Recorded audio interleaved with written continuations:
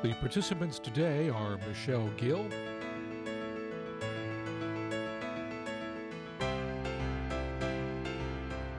and Max Croft.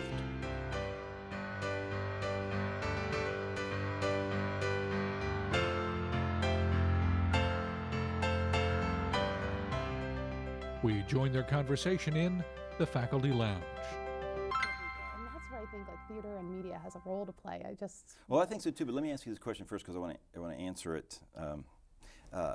When you say belief change in instructors, Yes. what do you mean? A new belief in how they approach the subject matter, or how they deal with students, or how they deal with administration? I mean, is that what you mean? It's actually an excellent question. It's what I'm trying to work on, is like delineating all the types of beliefs. There's beliefs about the subject matter. Mathematics is my background, so belief change about mathematics, but also belief change about students in general. Yes, There's a real pervasive yes. belief in some teachers that some students just can't learn. No matter what you do, they can't learn.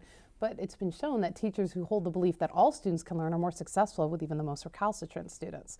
So that's just like a general belief about students. Oh, there's beliefs about administrators, beliefs about parents, beliefs, like I said, about subject matter, beliefs about more general things, like their own beliefs about their efficacy to be able to even be a good teacher. Right. And right now I'm working on trying to conceptualizing all these different beliefs.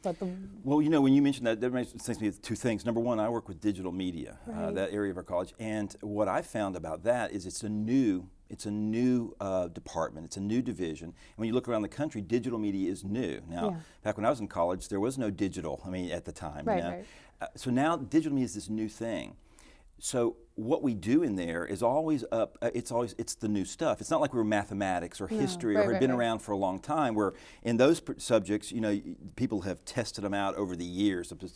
Some people feel really strongly about the old days, but now everything is new. And in fact, there's not many people who have a digital media degree. And when you talk about having a terminal degree to come be an instructor, you look around and you say, well, who possibly could have had a terminal degree at this point in the process? So that's kind of exciting to me because we're not walking into an old system and trying to play the same game that's been played all the time. But we really get an opportunity to look around and say, okay, if this is a new subject matter, and digital media is not just one thing. It really is it's in education, it's in medicine, it's in government, it's in entertainment, it's in a lot of different things. So it kind of gives us a freedom to say, okay, we're looking at something very new here now, a new subject matter. How do we teach this? How do we explore that? What's fun about that is that we're not following some rigid system that's been around a long time, that we get a chance to sort of express ourselves. The scary part about that is, are we doing the right thing? Are we spinning our wheels, and are we serving the university and the students in the right way? Right. The other thing that when you asked a minute ago about belief systems is I believe that you have to have good mentors. You have to have a good example for students as well too. You can't just teach the subject. And so what we try to do as a faculty, and we talk about this all the time, is how do we get down and look at this particular student and what this particular student needs. Now our program's not huge. We don't have 2,000 people in the visual language program. So we're able to talk to students more one-on-one in that way. You individualize instruction then for them as much as you can? Well, our program is a 2-year degree program, and we teach students how to work in the animation industry. If they want to be in feature films, television, commercials, gaming industry, and of course there's a lot of new niches now for animation that's used everywhere, as a matter of fact. So our program is designed, it's a 2-year program. When you get into our program, you're with us for 2 years. It's sort of an intense, they move through with cohorts. Is it post-baccalaureate? No, this is a BA degree. It's an undergraduate degree. We emphasize two things. One is the design process, and one is the production process. We believe it's our, and ultimately we want these students to have a good life and improve the lives of their community in the greater sense of, of everything. But in the end, we want our students to be able to go out and not just get a job, but have a career in the industry. I mean, these are the people that we're teaching now, the people in our program really are the people in the next 4 or 5 years that will be changing the industry. They'll be writing the new software, they'll be owning the new companies, they'll be directing, they'll be writing the new stories. So we're real aware that these people in front of us are the ones that are going to be changing our industry in the next little bit. So we believe it's very important that, first of all, they understand the concepts, the principles, the techniques about animation, how to bring something to life no matter what it is. And we work with pencil and paper and glue and scissors and clay before we put them onto computers. And their first year is really about that, understanding the design process and understanding the language of animation, squash and stretch and anticipation and curves and lines of action and things like that. The second year of the program is production oriented. We make a movie. It's a faculty-led, student-driven project, and they spend a year making a movie. Wow. And we believe that's important because we want them to understand what it's like in the industry. Right. It's not a senior project in the sense it's individual. I wrote it, I directed it, I animated it, now it's mine, and Right. thanks to my mom, thanks to me, thanks to... That's not what's going to happen in the real. Most likely, our students are going to step out, and they're not going to be directors and producers. Right? It's going to be part of a team, part of a production pipeline. So in the second year of our program, we put them in a production pipeline, and we try to test them. We give them things they want to do and things they don't want to do, and they learn how to depend on other people, how they depend on, and how to hit a deadline. One of the things is, you know, when you talk to someone in animation, here's $80,000. I need you to do something. Great. By Tuesday. Oh, excuse me. You know, so the deadlines are important. And so when you ask about is it individualized, it is in the extent that we try to see what the student needs and we try to challenge them in ways. But also they're part of a team. They need to learn as part of a team in that way. You know, you talked about how this is a new program and you don't have any, in a way that's good, but in a way it's difficult because you don't have any idea of if what you're doing is right. That's where I think like educational psychology, which is my field, or instructional technology has something to add, because there are some proven best practice, pedagogical practices that are good, and I think that transfer in all fields. One of them is collaborative learning. Most often that's done incorrectly, but one good way to do it, in fact I was just talking about this yesterday with a partner, one of my collaborators, who said, you know, if students just get together and work in a group, there's no individual responsibility. One person does it, that's it. And then we talked about how research shows that everybody needs to have a key role. And I think that's really good in your program, because if someone doesn't do their piece, if they're the sound person, yes, that's right. going to be horrible. So you guys seem to intuitively have understood there's some of the aspects well, we do. It's good that you brought that up. We do encourage that, and we want them to take the responsibility and to make decisions. And we found that peer pressure, or that at least the peer-to-peer taking responsibility for each other, lifts all the boats with the tide in that way. You know, if you have a group of 5 people working on something and one of them's not doing their work, through their peers and through understanding what the project's about, they sort of lift that person up, and now they're all flying a little bit higher in there too. Do you give them a group grade? They all get the same grade, or does everybody get an individual grade, or is grades not that important? Well, I would never say grades are not that important, but I come from the entertainment industry, and no one's asked me for my school grades ever in the history of my career, as a matter of fact. But grades are important in school, certainly as a way of having a conversation with the student and letting them understand whether they're succeeding at this task or not. So I would never say they're not important. But you know, effort, passion for the subject, being able to work with other people, a lot of things that's a little bit harder to grade also are important too. In a lot of cases in our program where we have the student teams working together, part of the grade is a peer assessment. We take a certain percentage of that grade. Good. And I found that helps keep everyone honest a little bit there. Right. Is it anonymous? I do it anonymous. Well, if you, and of course, some of our courses work differently than others, but in the course that I'm talking about, everybody knows they're going to get graded, and there's a percentage. They send it to the instructor, but it's certainly something that we all talk about as well, too. That sounds good. That sounds good. I keep thinking of things as you ask, and then as we talk, I forget what I was just getting ready to say as well, too. I want to go back to the idea of belief change for a little bit, because I think, again, that media, not just the belief change you're trying to do in your students, in a way you don't have to worry so much about belief change, because you have it's a new paradigm. They haven't had 15 years of digital media, now you're trying to show them a new way to do digital media. That's right. Whereas I teach teachers, and they have 15 years of, this is how math looks. Math instruction looks like this. You go up to the board, you review last night's homework, you teach them the new principle, you know, whatever new concept is. We practice a little bit, we do a couple maybe demonstration problems on the board. You do your homework, you start your homework in class, maybe at the end of the week you have a quiz on the concept. And that's not what we think good math teaching should look like anymore. We think it should look a lot more problem solving. The students should be allowed to struggle a little bit. They should be scaffolded in that, but they should be supported for having some independent thinking, you know, about the problem. And a lot of teachers don't want to do that. It has classroom management implications for students being in a discomfort zone, et cetera. So how do we allow teachers to feel a little bit of discomfort? How do we even convince them that that's a legitimate way to teach? Yes. Well, and when you talk to the instructors, it's not just the relationship between the student and the teacher. They've come into this career or the career they're getting ready to go into with certain hard, rigid rules that they've come up with. It seems like it'd be very hard to change those. And plus, they were probably good students. They would probably want to become a teacher because they were probably A students, right? So the system worked for them. Yes. I think that's think that's why teachers are pretty recalcitrant about changing. But so like I said, the one thing I do is I have them read these descriptions. I talk about this is what a traditional math teacher does. This is what math ed education researchers say it should look like. Well, you may think this, but this is what research says, and I counterpoint it. And I have shown that by even that short intervention, showing them these refutational texts, they can start to change their beliefs to being a little bit more open to problem solving, et cetera. But I'm wondering, what are the implications of, again, digital media, not in terms of your own students, but in terms of producing films, for example, something to show teachers other than just a written text, to get them to start challenging their beliefs, to put them in a little bit of disequilibrium or dissonance, to go, maybe the way I've been doing it or the way I've been taught is not the only way. Right, to kind of just make a space, not to hit them over the head with it and say you have to do it this way, but almost to just provoke a question like, what if the way I've been doing it is not necessarily the right way? Yes, yeah. I read a book a while back called "Surfing the Edge of Chaos." Do you know that book? Who wrote that book? I wish you hadn't asked me that now, Okay, because I sorry. forgot who wrote it. But I know what the color of the cover is if you need that.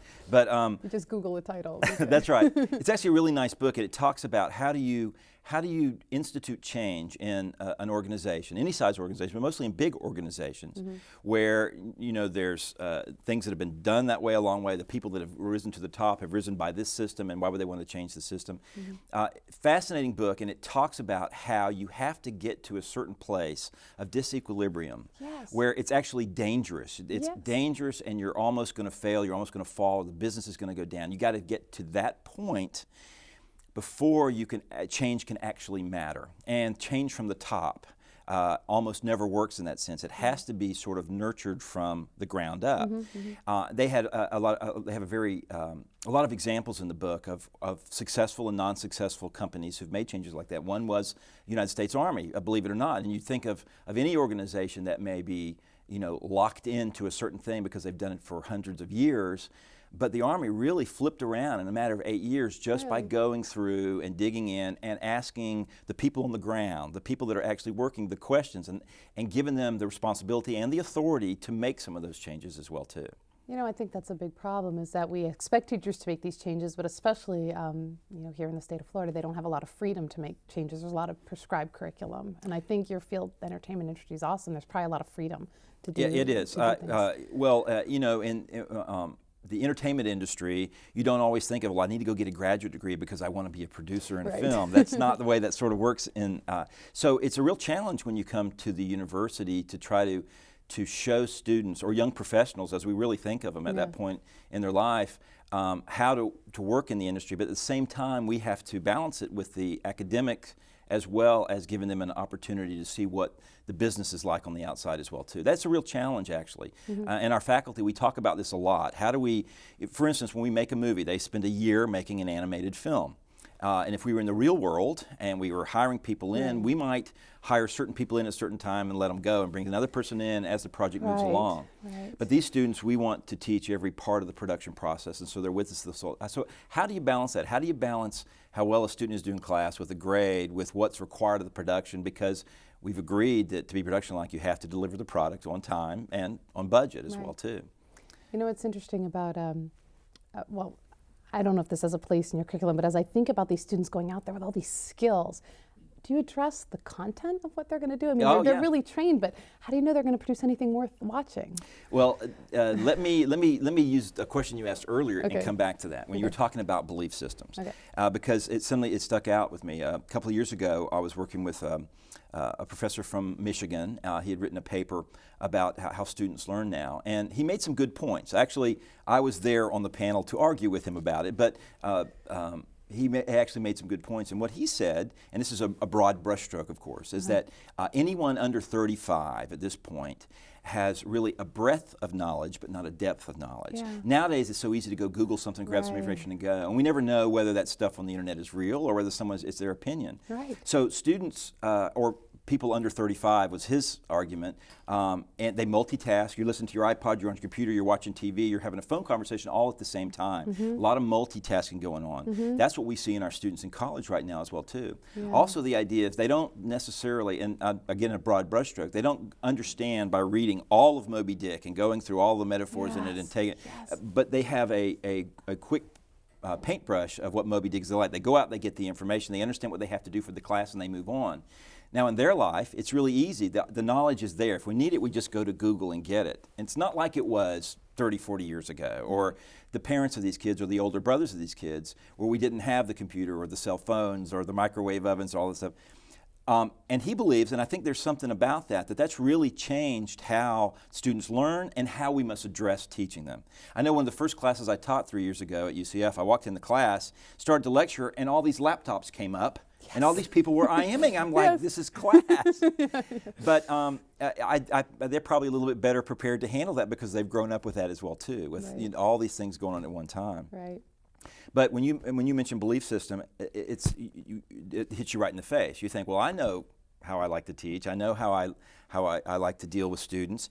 But the minute you come in there and you see the reality on the ground, which right. is, wait a minute, I've got to change. I've got to change the way I do it in order to, at least to get their attention mm-hmm. or to work in the way they want to work, which is if they've got their laptops up and stuff, is that appropriate for the class? Is it not? How do we, So that's a real thing. Mm-hmm. And it's forced us to look at the way we structure our classes in order to grab their attention. If they are this breadth instead of depth of knowledge, you have to keep them, you have to keep them going. Otherwise, they're off to the next subject.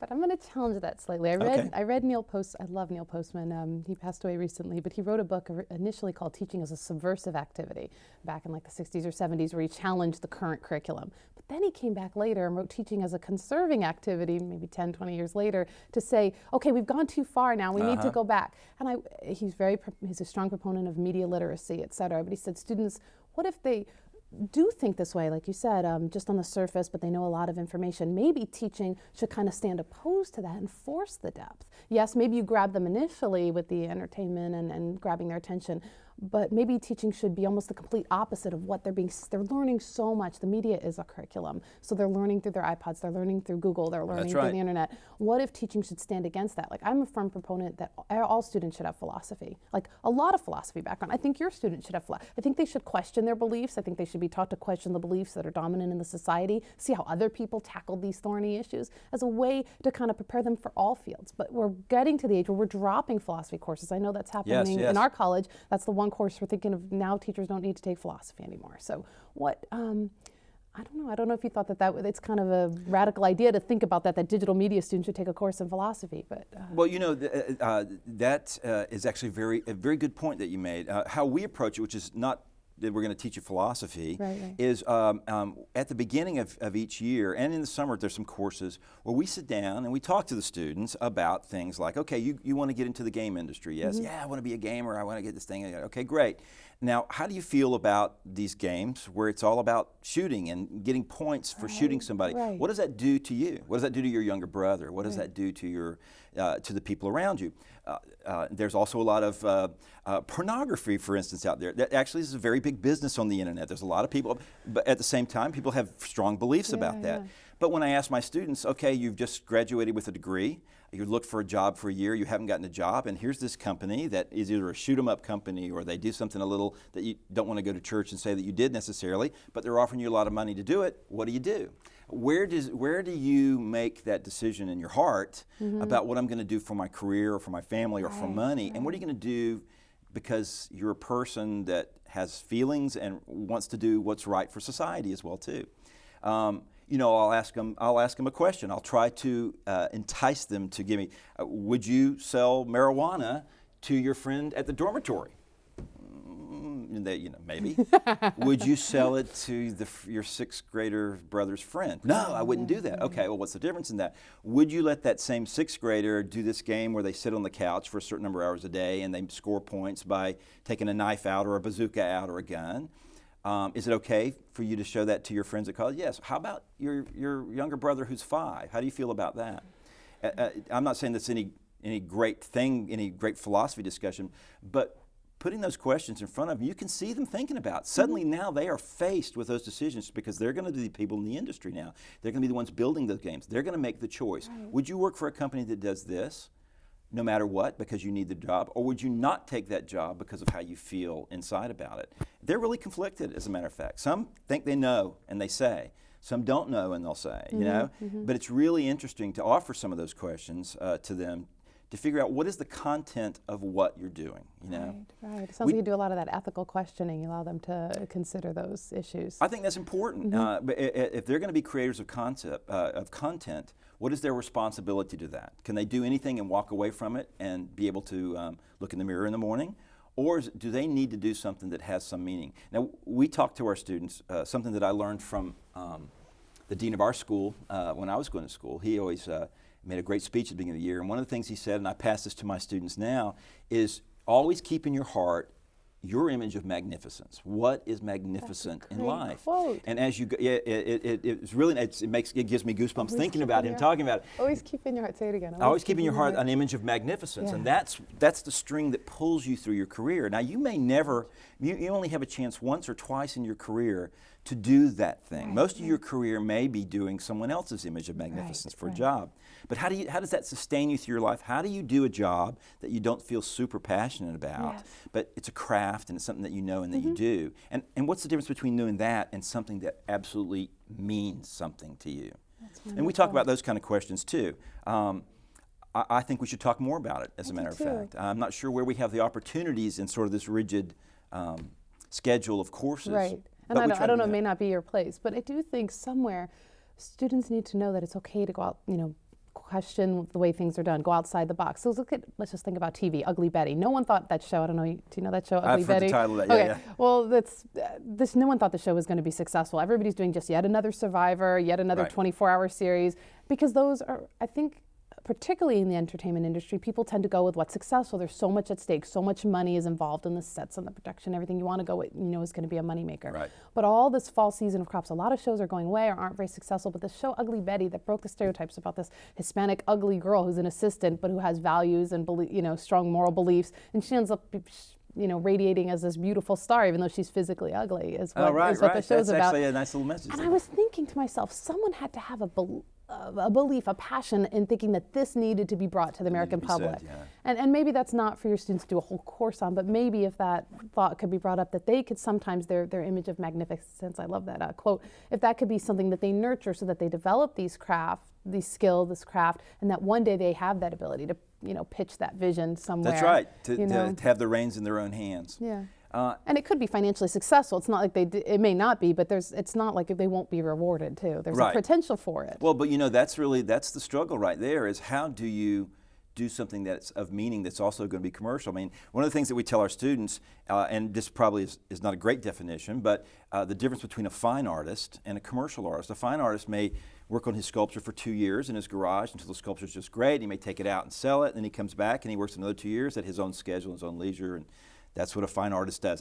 That's a broad brushstroke there too. Right. As opposed to a commercial artist who has to be aware that this product is being created for this amount of money in this amount of time, and it needs to make money. Otherwise, there's no reason for it to exist. So how do you balance that? How do you balance that meaning with the very real commercial thing? Is we're not doing this for free. We're doing this to make money. Right. That's a thin thread to walk on sometimes, because we all want to scoop up the money and go. We want the sunglasses and the Hollywood Boulevard feel of entertainment as well too.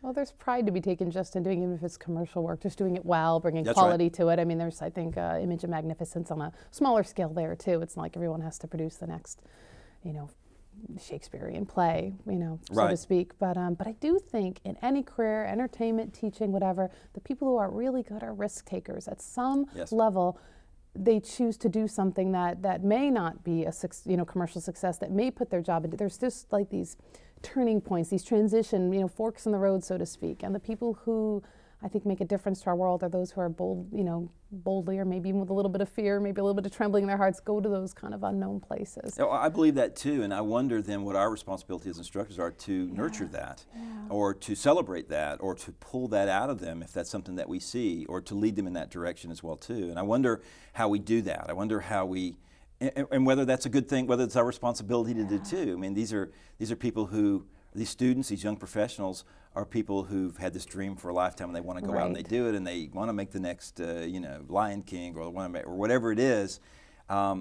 Is it our responsibility to shove them in this direction, or is it our responsibility to make sure that they're just well trained and they go out and do their own thing?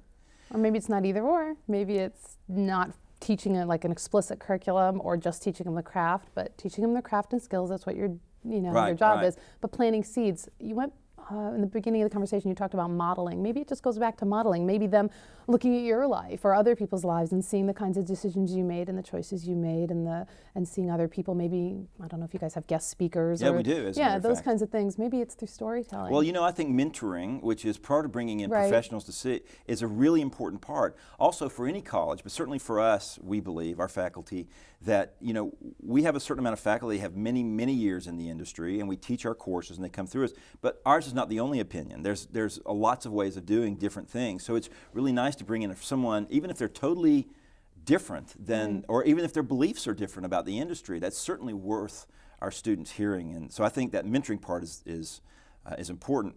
Let me go back. You said something about changing belief systems. And when you were talking a minute ago, you were talking about speaking with students who are interested in going into education as a career. Right. So when you ask these students and you argue these students who will be teachers at a different point, do you think that's where it should be handled? I mean, we have the federal government, the state government, the local government, the school boards, all the unions, and now you've got all the teachers who spent all this time trying to play the game to get into the system because of that. So is it really at the teacher level that we need to change the belief system? Is that the first place, or do we need to change the belief system in the state, the way it's run, or our local school boards? It's an excellent question. I think Bronfenbrenner has this model, an ecological model, where you start right where the person, the student perhaps, and their family, and then the teacher level, and then you've got the societal expectations. At each one of those levels, I think, needs change. But do you change all of society before you can have a good classroom I think you work at all different levels. My personal interest is at that individual level, teacher level, but there are definitely people trying to change the culture of schools. There's people out there working to change, who work in the political arena. There's people interested in just the administrative aspects who work with principals. I think it needs to be done at all different levels, and I'm not going to do it all, you know what I mean? But my interest, I do think, I was a teacher. I taught 4th grade, taught 5th grade, taught 8th grade, taught students at a very interesting, fancy summer camp where I taught math during the day, and in the afternoons we were kayaking and rock